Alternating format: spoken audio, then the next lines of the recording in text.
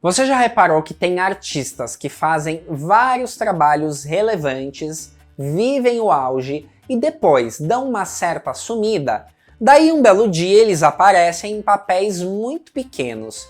Você pensa, nossa, nem parece que essa pessoa um dia já foi importante. Hoje, o Almanaque Latino analisa o caso dos atores desprestigiados pelo tempo.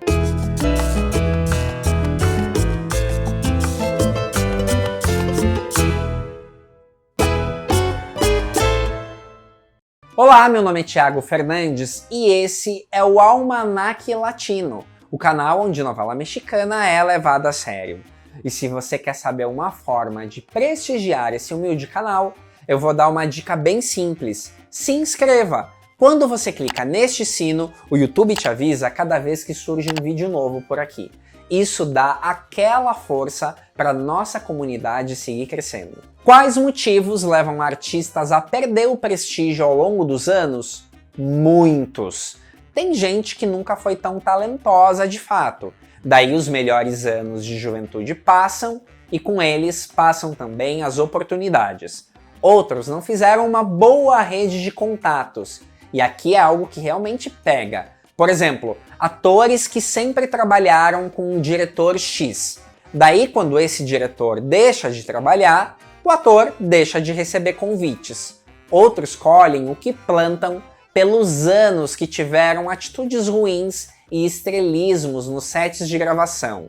Simplesmente a produção joga a toalha de trabalhar junto de fulano, que é conflitivo, e por aí vai. E se tem um ator que encaixa em vários desses casos, com certeza é o Mário Cimarro. Quem acompanha o canal sabe que eu acho um ator muito fraco. Digo, fraco não, ruim mesmo. Que tem sempre a mesma expressão de desinteresse para tudo. Mas uma coisa é fato consumado. O ator criou uma legião de fãs e foi um dos grandes astros do mundo das telenovelas, principalmente num período que foi do ano 2000 a 2010 por aí. O curioso é que a Televisa chegou a investir na carreira do ator cubano, mas a novela que ele protagonizou no México foi um fracasso de audiência. Aí ele acabou chamado para um papel coadjuvante em A Usurpadora, uma novela que dispensa apresentações e que foi um fenômeno mundial.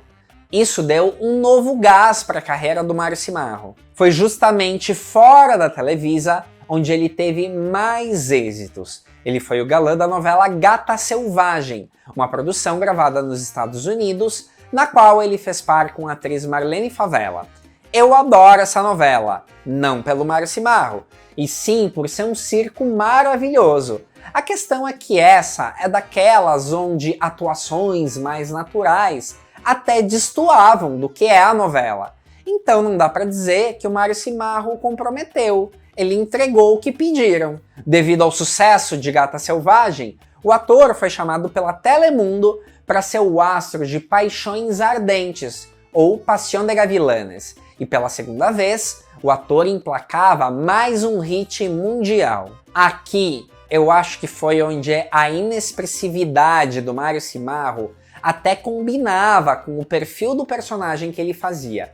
Vindo de 2 hits mundiais na sequência, o Mário Cimarro virou um mega astro na Telemundo. Ao mesmo tempo em que ele era o grande nome dos projetos que encabeçava, surgiam rumores do quanto era complicado estar no mesmo set de gravação com ele. Em 2009, o ator voltou à Televisa como astro da novela Mar de Amor, exibida não faz muito pelo SBT, uma produção de Nathalie Lartiloux, na qual ele fez par com a atriz Úria Vega. Se com a protagonista da novela, o ator não teve lá muita amizade, com a atriz Ninel Conde, que vivia a vilã Coral, a relação foi mais tumultuada. Na ocasião, Ninel Conde acusou o ator de agressão física e verbal durante as gravações.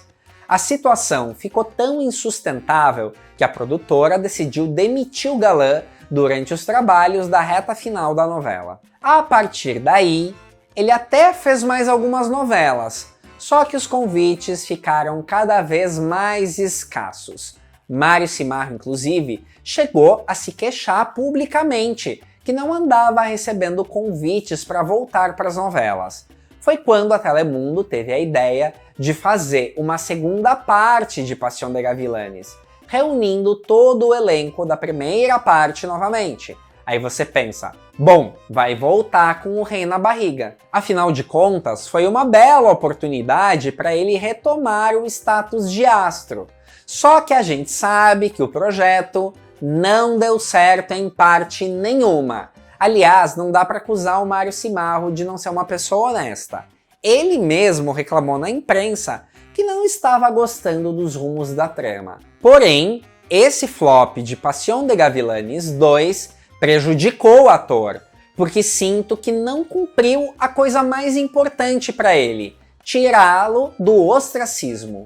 Enfim, não rolou. Outro que sumiu foi o Fernando Carrillo, o galã venezuelano que fez fama também nas novelas mexicanas, foi um dos grandes astros da TV latina na década de 1990.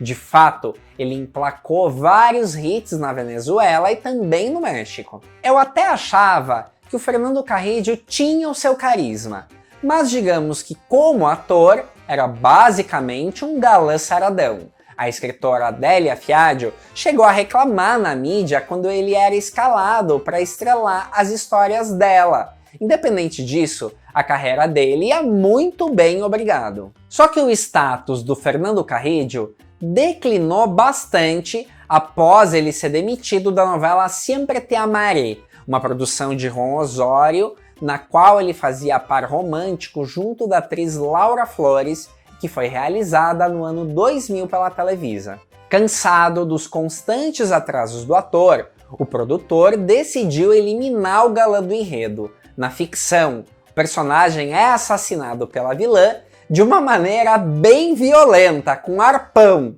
A heroína ganha um novo interesse romântico, e a carreira do Fernando Carrillo como protagonista praticamente morreu junto com esse personagem. Algum tempo depois, ele chegou a fazer alguns trabalhos como ator. Lembro que o Fernando Carrillo chegou a ser confirmado como protagonista de uma novela na Telemundo que seria mais uma versão de A Mentira. Só que algo mudou na produção no meio do caminho e quando El Juramento foi ao ar, ela era protagonizada por Oswaldo Rios e não por Fernando Carrillo. Em 2013, o Fernando Carrillo chegou a visitar o Brasil por ocasião de uma reprise da novela Rosalinda, na qual ele fez par romântico com a estrela Thalia. Confesso que, na época, achei o Fernando Carrillo simpático e tudo mais, mas no fundo bateu uma certa vergonha alheia. Sabe aquela situação meio constrangedora da pessoa contar vantagem sobre vitórias de um passado mega remoto? Afinal de contas, é verdade que ele já tinha sido um mega astro, mas estava no Brasil para divulgar uma reprise de um trabalho que já tinha mais de 10 anos. Ele ainda chegou a cantar durante o programa. Levando em conta que a carreira dele como cantor também nunca emplacou, imagina que grande falta de assunto. Mas o Fernando Carrillo foi super vetado pela Televisa? Foi!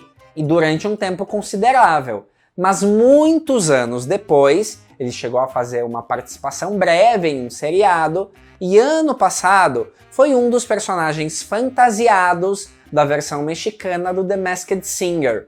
Agora, como ator, não se sabe mais o que irá acontecer na carreira dele. Tem como dar a volta por cima? Tem, mas requer uma coisa que esses dois últimos não têm: talento.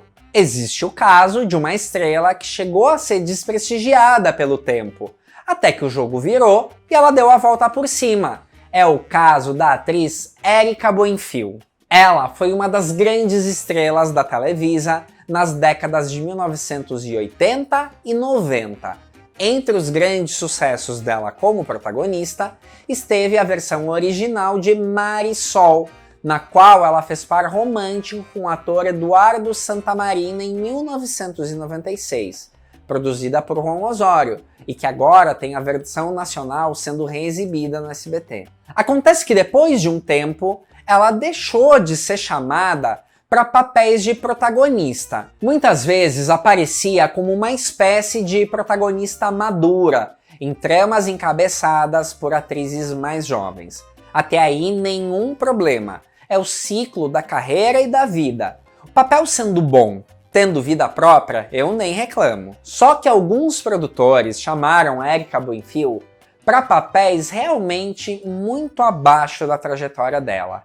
Um desses personagens, com certeza, foi a louca Cacilda, que é a verdadeira mãe da protagonista vivida pela Zulia Vega na novela Mar de Amor. Insisto que a questão não é ela não ser a protagonista, e sim a relevância da personagem dentro da narrativa. A Cacilda tá lá andando pela praia, guardando um segredo, e quando tudo vem à tona, ela vira conselheira profissional na novela, totalmente sem assunto.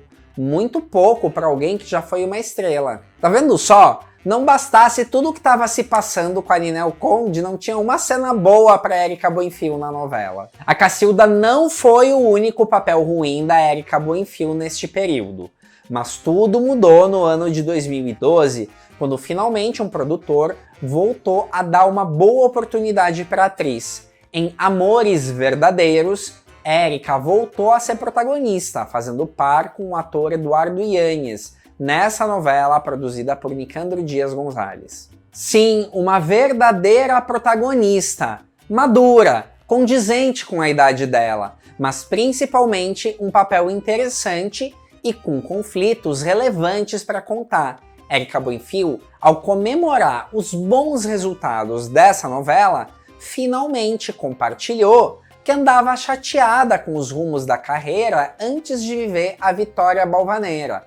Isso porque ela via que sim existiam personagens condizentes para ela na indústria das novelas, mas o nome dela nunca era considerado para um casting ou muito menos para algum convite. A Erika Buenfil só fez protagonistas depois de Amores Verdadeiros?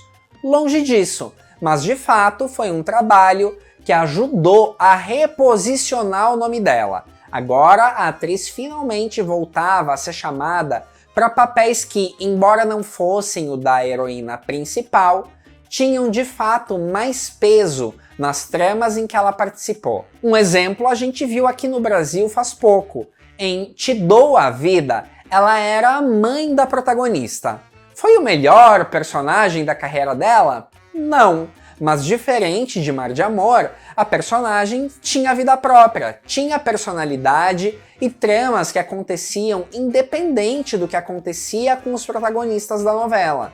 Não passou o enredo inteiro sentada dando conselho. Aliás, a atriz já está numa nova produção, na qual ela não é a mocinha, mas terá o principal personagem feminino maduro da novela Perdona Nuestros Pecados. Nada mais justo para uma atriz que teve uma trajetória tão extensa e dedicada à TV. Tem algum ator que você lembra que já foi astro e hoje tem papéis muito aquém das possibilidades dele?